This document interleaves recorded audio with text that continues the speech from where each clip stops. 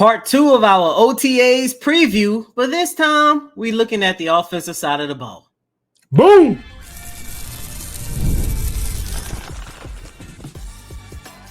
You are Locked On Texans, your daily podcast on the Houston Texans. Part of the Locked On Podcast Network, your team every day.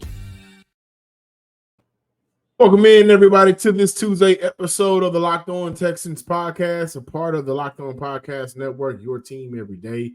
Thank you to all of our first-time listeners and viewers checking out the show. Please subscribe, like, and comment to the Locked On Texans podcast on YouTube and wherever you get your podcasts. Also, follow on Twitter at Locked On Texans. Thank you to all of our returning guests, whether it's your 15, 30, 35, 38, 45, 47 times coming back. We really appreciate it. I'm your Texans football analyst, John, some sports guy Hickman. On the other side of the screen, Texans credential media member, Sports Illustrated's own Cody Davis. Today's episode is brought to you by Game Time.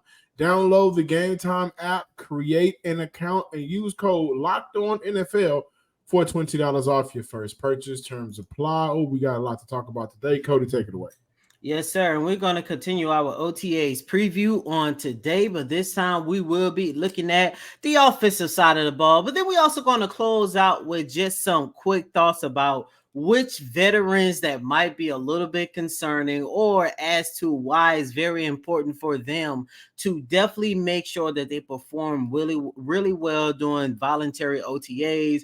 John, just to give the listeners and viewers a quick background once again, when we are talking about these players, we are not looking at them as to whether or not they're going to make the 53-man roster, whether or not they're going to be on this roster or in the league or whatever the case might be. We're looking at players who where if they come out and have a very good off-season workout program, from OTAs, mandatory, mini camp, all the way down to training camp, they can actually establish themselves as vital members for this organization for the 2023 season. John, before I get my first offensive player, I think I know where you're going, because we talked about this on several occasions throughout the all season as of right now.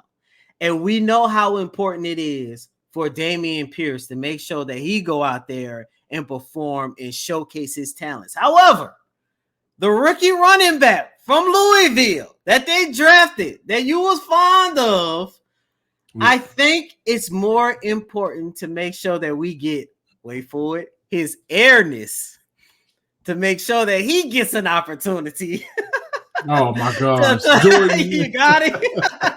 To make sure that he gets an opportunity to perform well during OTAs. Because, look, as much as we love Dameon Pierce, to quote Coach D'Amico Ryans, to quote General Manager Nick Caserio, they're going to make sure that they give all of these guys a fair opportunity to go out there and perform. And if Dameon Pierce isn't performing, then you're looking at a situation where Gerard Jordan could definitely take the helm as RB number 2. Yeah, and by the way, guys, I do want to let you guys know that Cody will be out there along with the rest of the media members for the OTA training camp later today. Media was not allowed on Monday, so Tuesday to kick up, and we'll be able to bring you guys much more back to the Locked On Texans podcast. But absolutely, man, for one, I think Gerard Jordan fits this team, and I think he fits what, the running identity that Houston wants to have, what they've been looking for. Last year, Houston signed undrafted rookie running back Xavier Valade out of Arizona State.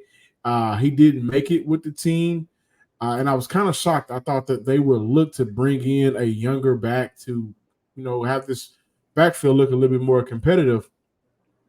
They went into last season with the hopes of Devin Singletary being the vet that he was, but more so of Dameon Pierce just kind of building off of his rookie year, and that didn't happen. So what I like about Houston this year compared to last year, I mentioned Valade. I thought that maybe they would want to see him with some more opportunities or give him a shot last year, keep him on the practice squad, maybe call him up. That didn't happen. I think with Jordan, they're not going to make the same mistake, right? Of course, he was drafted, was not an undrafted running back, but Jordan, again, I think he fits the identity that this team believes is going to get them over the next hump. He's a very good zone runner. He follows blocks well. I mean, we had a podcast a few weeks ago, maybe not that long ago when we talked about him and his tape just kind of bounced off the screen by doing some of the smaller, simpler things, but just doing them very well. Vision of a running back that you want, following your blocks, understanding angles and how to win with angles and not necessarily speed. So I'm excited to see him just get his feet wet. Rookie OTAs was last week. Now everybody will be involved. And I haven't heard of a vet holding out for Houston. There's vets around the league, and this is mandatory, right? No, voluntary. Mandatory is either next week or the week after. So this is voluntary. A lot of times you don't see vets show up to voluntary workouts to work out. They may be there as a helping hand or you know just moral support. But it hasn't been no friction for Houston this offseason, maybe unlike one of the other 31 teams in the NFL. I like this young man's chance to really get an opportunity to play significant this year, significant snaps, significant downs. But it starts right now, right? And I do believe that what he starts to build on now will come into play once we get to August, late July, August for training camp, because running back 2, I believe, is wide open for this team. And that's why I like where he's at right now for Houston.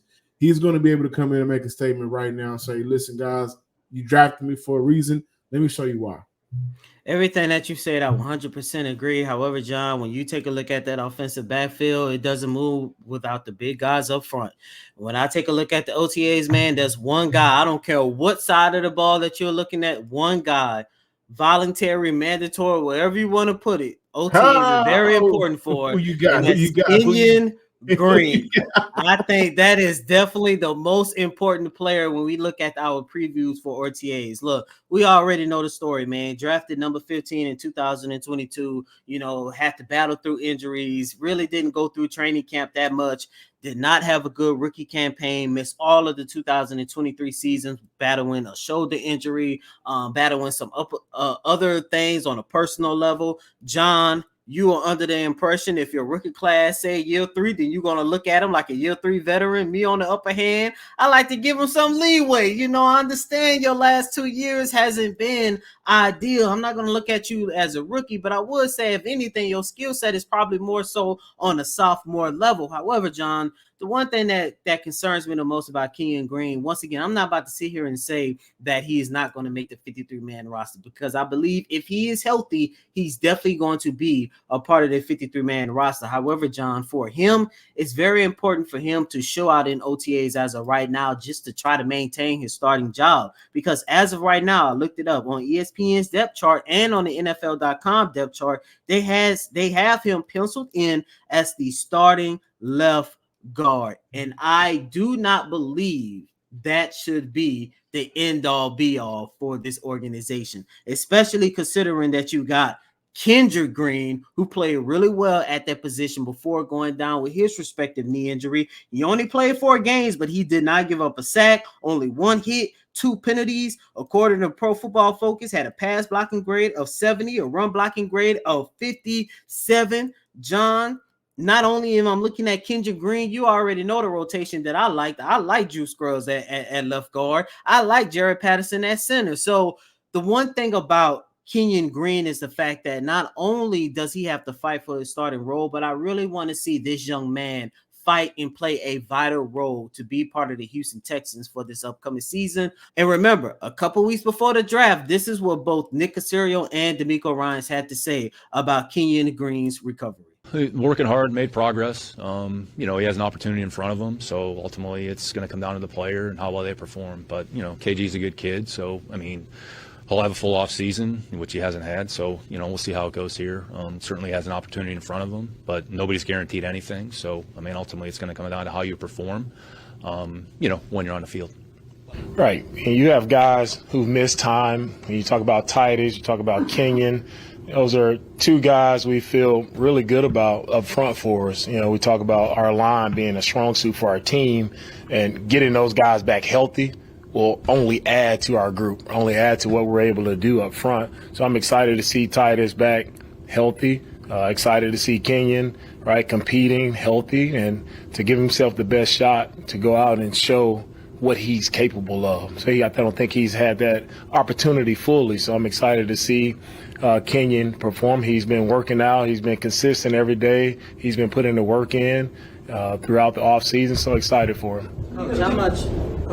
I'm rooting for Kenyon Green. I really am, because John, I do believe, look, regardless of how good we expect CJ going to be, regardless how good this wide receiving core we expect them, they're going to be, at the end of the day, we know that Bobby Sloyd definitely wants to utilize that rushing attack. You already got the talent in the backfield, headlined by Joe Mixon. However, when you look at that offensive line, the one thing that always encouraged me the most about Kenyon Green was the fact that he was brought in to be one of, if not the best run blockers for this organization. Remember his last year at Texas A&M, he ended with a run blocking grade, I believe, of like 71, 72. So the young man still has talent. Hopefully he took care of everything he needed to take care on a personal level. Hopefully he's healthy. And hopefully he looks healthier. Yeah, he looks out, because he had a healthier. leaked picture. He had a leaked picture that he posted a couple of weeks ago, like around that time, right when Coach D'Amico Ryans and Nick Caserio was talking about his ongoing recovery. So that is one guy. Matter of fact, the main guy that I cannot wait to see for this upcoming season.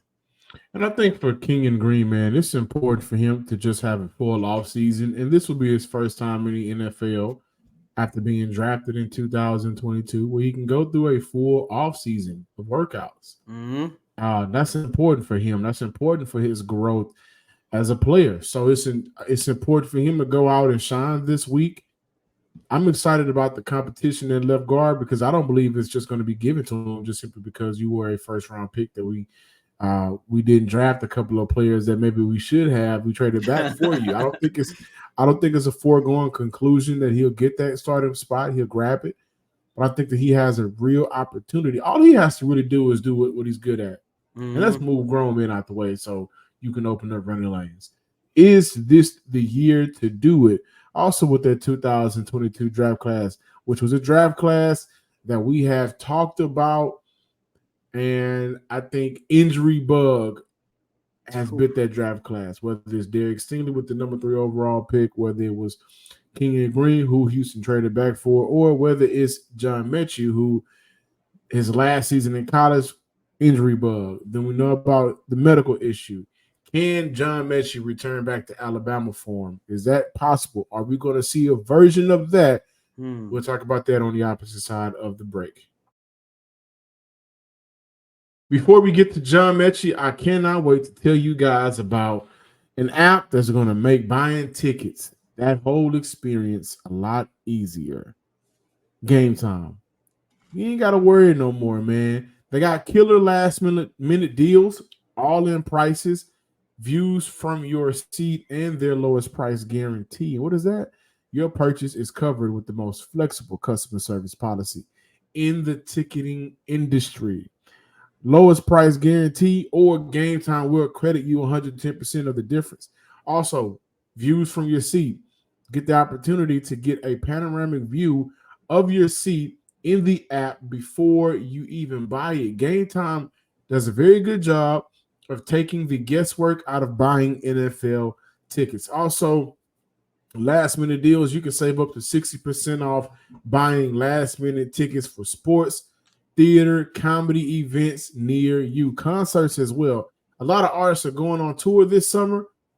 Check out Game Time. They're going to have some great deals that you cannot find nowhere else but the Game Time app. So take the guesswork out of buying tickets with Game Time. Download the Game Time app, create an account, and use code LOCKEDONNFL for $20 off your first purchase. Terms apply. Again, create an account and redeem code LOCKEDONNFL for $20 off. Download the Game Time app today. Last minute tickets, lowest price guaranteed. It's the second time that you mentioned John Metchie. From what you've seen so far, what type of impact do you think he'd be able to have on this offense? Man, he has a ton of value, a huge impact I think that he'll bring this season. I think last year was good to get his feet back in the water, coming off of an injury, then something so traumatic like being sick, how he was. And his mindset is just, he's ready to come back and ball. So Not only is he a great football player, but he's a great person. And I wouldn't want to be anywhere else with anybody else other than those guys in that room. So Metch is looking amazing. Everything that he'll put on this field will be no surprise. But I think everybody in his room knows how special he can be, and he'll put that on the field. So if we're doing OTAs previews, John, you should already know there's one guy at the top of my list that I cannot wait to see. And that's a guy I've been rooting for ever since he's been drafted to this organization in 2022, by the way. By the way, outside of Darius Leonard Jr., the 2022 draft class, this is going to be a big year for all of them because Christian Harris. Christian Harris and Stingley. Outside of those two, everybody else, this is really going to be a make or break year for everybody else, especially Jalen Petrie. But we're going to stick to the offensive side of the ball here, and maybe we might mention him a little bit in the second segment. But John, man, when I take a look at John Metchie, I'm looking at a guy to where, look, I think, as you alluded to, when we talked about Kenyon Green, you cannot deny how important it is for any player, regardless of their experience in the league. You cannot knock them by not having a full offseason to just focus solely on football, especially for a lot of these young guys who are still trying to get their skills up to par, but not only that, still trying to get adjusted to this league as well. And John, when you take a look at John Metchie, we already know the story about him over the last 2 seasons, everything that he had to overcome. However, John, I do believe that because this is the very first offseason that he had, he is definitely going to get back to the John Metchie that we saw at Alabama in 2021, who recorded over 11,000 yards, 8 touchdowns, and 96 catches. Now, look, I understand he's not going to replicate those numbers, but what I mean by can John Metchie get back to the form that he was in Alabama, I'm looking at him from a standpoint that he is definitely going to have an opportunity to play an important role within this wide receiving core that's pretty deep as of right now. Also, considering that, look, we all saw the video over the weekend. Thankfully, Tank Dell is looking extremely well. Of course, one of the things that we're going to talk about later on today, when we have an opportunity to talk to Coach D'Amico Ryans, what's the latest on Tank Dell? But if by some instance that Tank Dell isn't ready to go come training camp or preseason or whatever the case might be, knock on wood, hopefully that doesn't happen. But when you take a look at the transgressions that he had to go through, you looking at John Metchie and thinking to yourself, if by any chance, if they got to rely on any wide receiver to fill in a vacancy left by Dale for a shorter period of time, he is going to be the guy that they call upon. Yeah, for John Metchie, I mean, he's a guy that's always been the guy, right? I mean, come out of high school, total 2,500 yards, 31 TDs, also over 1,300 rushing yards. Sophomore year, 706 yards, 11 TDs as a running back, even had some passing attempts. John Metchie has always been the guy. Went to Alabama, had an opportunity once he got his shot to be the guy. His first couple of seasons in the NFL, he has not been able to be not even just the guy, a guy, a contributing guy. I mean, he had a few moments last year. The one moment that I know he wants back, CJ wants back, us in the press box for the game that we would love to have back. Oh, man. Is the I think it was the Broncos. Yeah. Where, and I want to say the communication was off between CJ and Metchie, because if I remember correctly, the pass was a little bit high. But moments like that, like you just want that from the young man. You want to see him hit the celebration. And I think for Metchie, man, he can be an X factor, right? He can be that guy where 3rd and 9, right? You got Diggs out there, Tank out there, Nico out there. Now Metchie's out there. And now he's on a matchup that he can win 10 times out of 10, right? So I like Metchie just having the opportunity to have, like you said, Cody, a full off season of football where he is focused on football. He is focused on the playbook. He is focused on the installs.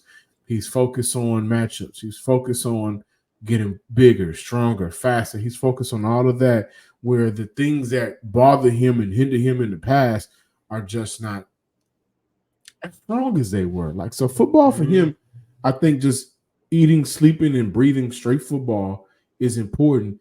And I'm not going to say he can return to Alabama form. He was the number one receiver at Alabama. Number one, number two, right? The year before he was the number one, I think it was Devontae Smith was there. Mm-hmm. They also had, I think, Waddle at one point. I think Jamison Williams was there. I think that was the year they was together in 2021. Was Ruggs there too? One of the years? I want to say his freshman year. Alabama had some dogs come out. But he's not going to return to Alabama form in terms of being the guy.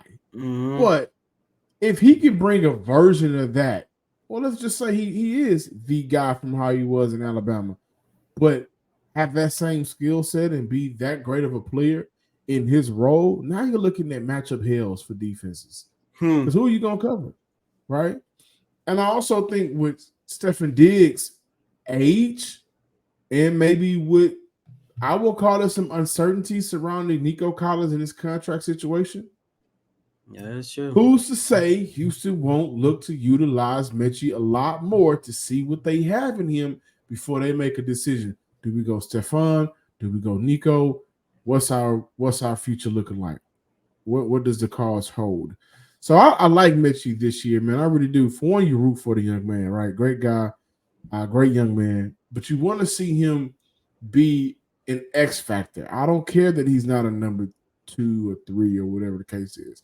If he's giving Houston positive snaps, if he's beating matchups, and if he's setting up the tone this week, right? Cody will be out there later today. If he's beating guys and it just looks like he's a much better player, then you're looking at Houston in a great predicament moving forward, right? We got 4 guys at least that we can ball out.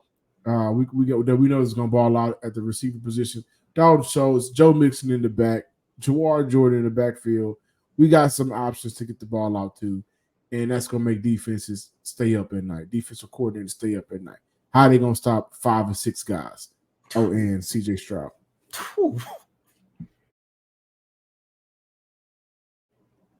Hey, guys, it's winner take all season in the NBA and NHL, and FanDuel is giving you a shot to bring home a big win of your own.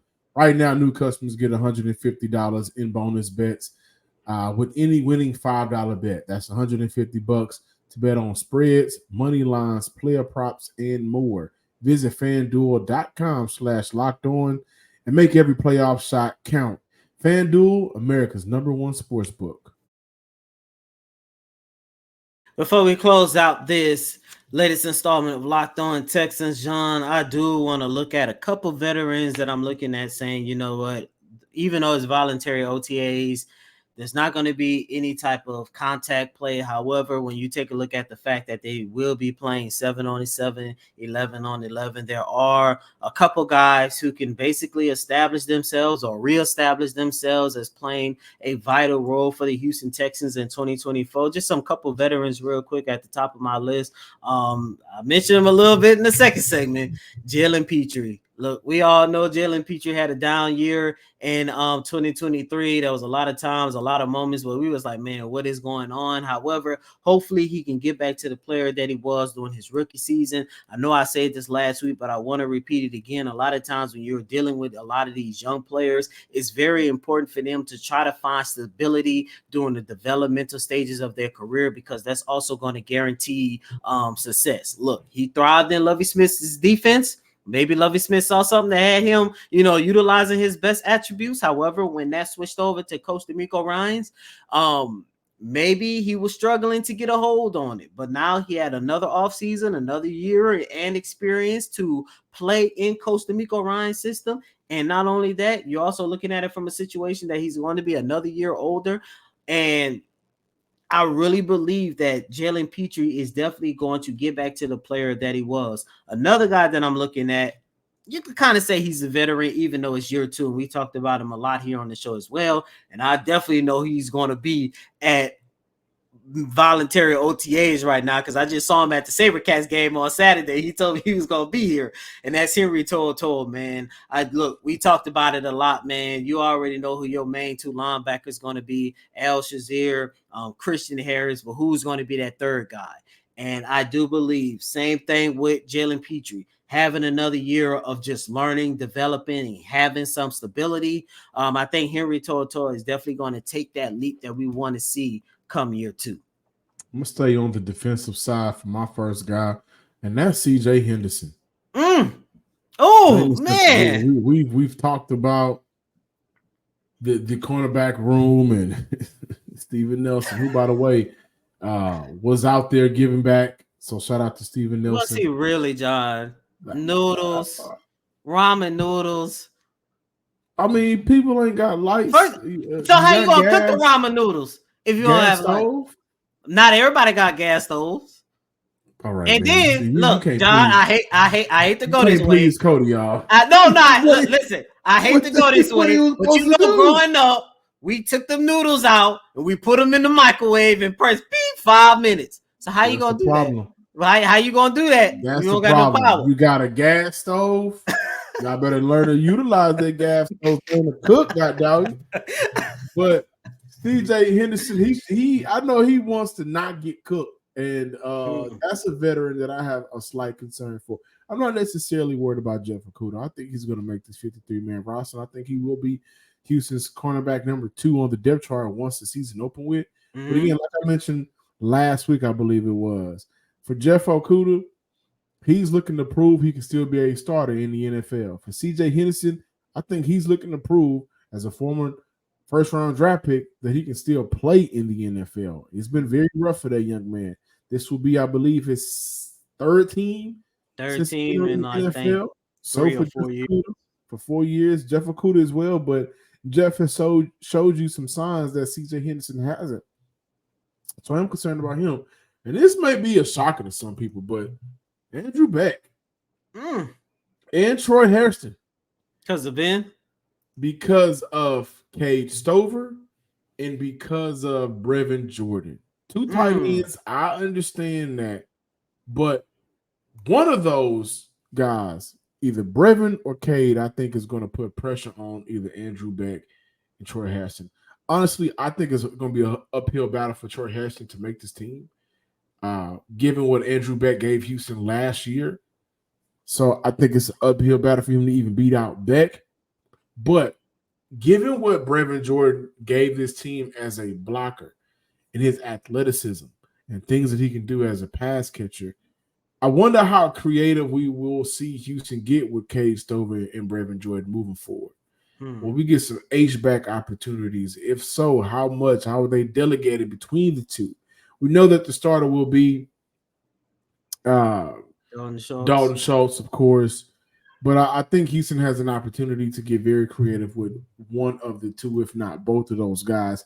And, of course, we'll be mentioning the tight end group. Not going to say much, but Tegan Quatoriano. I think, again, an uphill battle for him to make this roster. So getting started this week or whenever he'll get out there, involuntary or voluntary, it's important for those 4 guys to come in and say, hey, we got to bust our butt because it's some young dogs in front of us, and it's an uphill battle for us to even make the roster. Thank you guys for listening to today's episode of the Locked On Texans podcast. Please be sure to subscribe, like, and comment to the Locked On Texans podcast on YouTube and wherever you get your podcasts. Also, follow me on Twitter at John_Hickman12. And as always, I'm your host, Cody M. Davis. Please remember to follow me on Twitter at Cody Davis _24. Once again, that's Cody, COTYDAVIS _24. Until next time, ladies and gentlemen, peace.